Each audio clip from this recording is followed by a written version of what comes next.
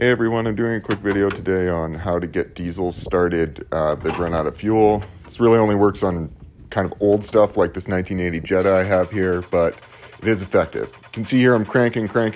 This thing does not want to start. I ran the tank completely empty on this thing by mistake last year, and to be honest, this car sits outside under about 2 feet of snow most of the winter and gets neglected. Quick pro tip here, if you're working on a Volkswagen, the blue markings signify return, and so does that little arrow, and the white markings on a fuel line are always the feed. Something I kind of use to remember this is white will bring it in and blue will bring it back.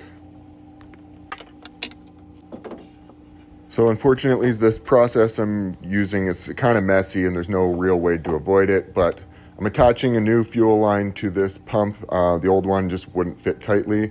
Then I've got this fuel tank from an old lawnmower, and I'll hang it from the hood and I'll put some diesel in it and I'll run that feed line down to the pump. That way I can get it primed, push all the air out of the lines, what have you. Just a quick shot of ether here to help. Poof, it started right up. Smokes a lot, but that's kind of normal. So I'm now going to let it run for a little bit, get all the air kind of pumped out of the fuel pump. I've got the feed line from the fuel filter disconnected, so I've got fuel pumping out and around now.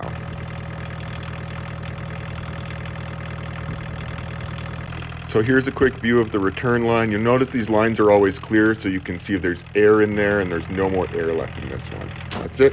Close it up, drive it into the shop, hopefully finally get it on the road. Quick and final tip here, if you are using a container like this to prime the system, just make sure it's completely clean or you have a filter in line. I hope this video helps. Please consider liking and subscribing.